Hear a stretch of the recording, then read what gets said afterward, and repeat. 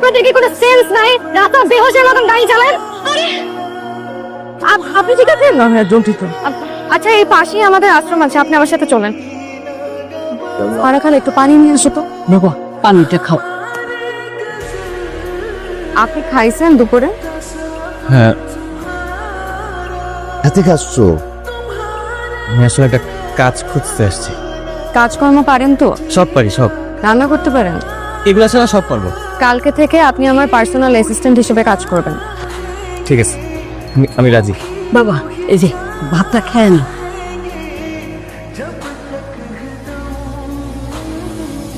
তো দারুণ খাবার। আমি এত বছর খাবার আমি কখনো খাই নাই। ম্যাডাম। কয়টা বাজে? Sorry madam. আমাকে ম্যাডাম ডাকবেন না। কি ডাকবো? আপু ডাকতে পারেন। আচ্ছা না, আপু না ডাকি, দেখলে ম্যাডাম ম্যাডাম ফিল হয়। যাইবা কোথায় এই যে যাবে? মনাবাজার। কত নিবা? 70 টাকা। চলো। এখান থেকে কেন 70 টাকা ভাড়া হয়? 40 টাকা দিয়ে না পা। 30 টাকা যাবেন আপনি? 30 টাকা মানে 30 টাকায়। উঠেন। আপনার বয়স কত? গতকাল তো করলা কিনলাম 35 টাকা কেজি, আজকে 50 টাকা হয়ে গেল। 2 কেজি নিব। 80 টাকা রাখেন। চুরি করার অভ্যাস আছে? হ্যাঁ মানে আগে যে ছিল সে প্রতিদিন 50-100 টাকা করে মারতো। না না না, চলেন। চোখ বন্ধ একদম। কি হচ্ছে? আমি বুঝতে দেখেন আমার কোনো দোষ নাই, ওরা আমাকে হাত। জানি আমি, কিন্তু ওরা এক একটা বদের হাড্ডি। দেখেন এই বয়সে বাচ্চারা তো একটু দুষ্টামি করবে। এই বয়সে আমিও দুষ্ট ছিলাম, নাম শিওর এই বয়সে আপনিও দুষ্ট ছিলেন। আপনার কেন মনে হলো আমি দুষ্ট ছিলাম? আমার তো মনে হয় আপনি এখনো দুষ্ট। কি হয়েছে? কি হয়েছে? আমাদের এই আশ্রমের জন্য বিদেশি একটা সংস্থা থেকে অনুদান আসতো, গত 15 দিন যাবত হঠাৎ করে বন্ধ হয়ে গেছে।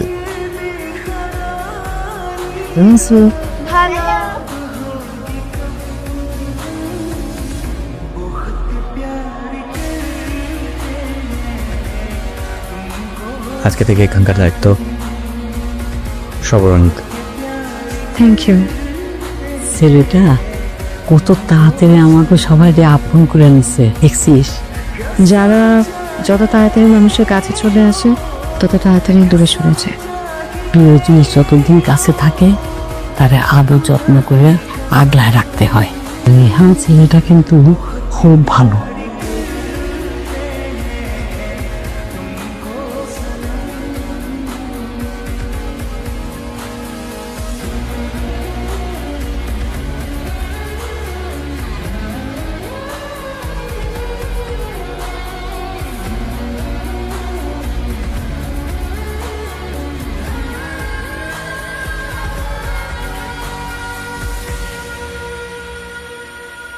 আপনারা কে?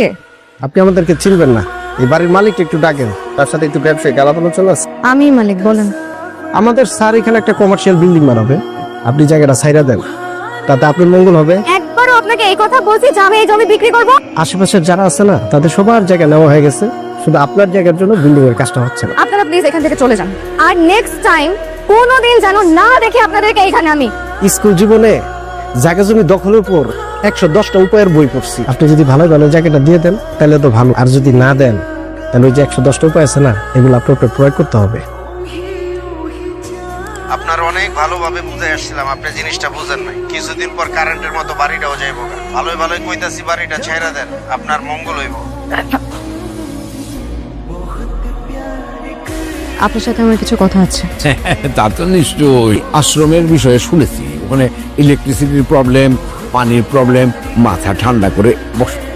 আমি আশ্রমের ব্যাপারে কথা বলতে এসেছি, যে প্লটটা নিয়ে আপনারা উঠে পড়ে লেগেছেন। আচ্ছা আচ্ছা। আপনি কি নিজের পরিবর্তন ছাড়া কিছু চিন্তা করতে পারেন না?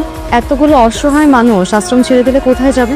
মা জননী, এইগুলা নিয়ে তুমি একদম ভেবো না, ওদের সমস্ত ব্যবস্থা হয়ে যাবে। আপনি কি ব্যবস্থা করবেন? জায়গায় জায়গায় ওদের থাকার ব্যবস্থা করে দিবেন? সেটাও যদি করেন কতদিন করবেন? উদ্দেশ্য হাসিল হওয়া পর্যন্ত। মা জননী, আমি একজন ব্যবসায়ী মানুষ। এত টাকা নিয়ে আপনি কি কবরে যাবেন? আমি যতদিন বেঁচে আছি আমার আশ্রমের কিছু হতে দিব না। আপনি আর আপনার লোক আমি যেন আমার আশ্রমের আশেপাশে আর কোনোদিন না দেখি। আসে।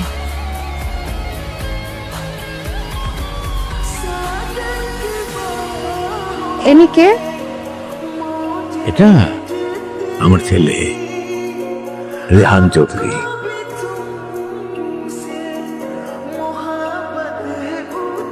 একটু আগে যাও।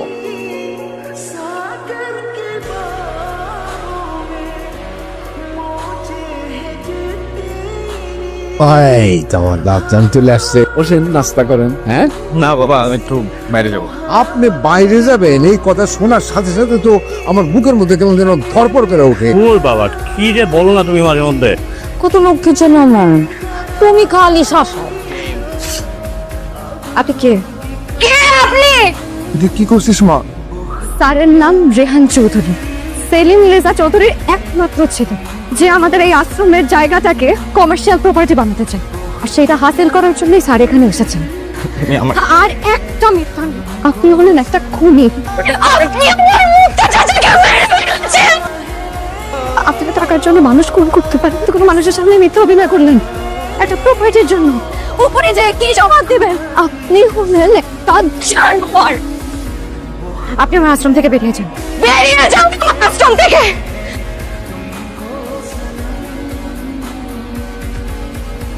বাজার বাবা, তুমি আমার আশ্রমটা ছেড়ে দাও। দেখো, বেইমানি করে আর কতদিন খাবো মানুষের কাছ থেকে? আমাদের আর কত টাকা প্রয়োজন, তুমি আমার বুঝো তো একটু। আমি এগুলা কার জন্য করতেছি? সব তো তোমার জন্য। বাবা, আমার এত কিছু লাগবে না বাবা, আমাদের কোনো কিছুর কমতি নাই। কিন্তু এই মানুষগুলো অসহায় বাবা। আমার ছেলে যা চাইতেছে তুমি কিন্তু সেটাই করবা, ব্যাস। তুমি চাও যে আমি আশ্রমটা ছাইড়া দেই? হ্যাঁ বাবা। আচ্ছা ঠিক আছে, তুমি যেটা চাইতেছো সেটাই হবে। জীবনে ব্যবসা করতে গিয়া কত বাদ করছি, টাকা পয়সার তো কোনো কমতি নাই। স্যার তাহলে এখন আমি কি করব? বাঁচাতে হবে ব্যবসা। কি করবা সে তো ভালো করেই জানো। আশ্রমের ওই মেয়েটা যেন কোনোভাবেই বেঁচে না থাকে, আগুন দিয়ে জ্বালায় দিবা। আপনি যা বলছেন আমি স্বচ্ছ পানির মতো সব বুঝছি। স্যার তাহলে আমি আসি।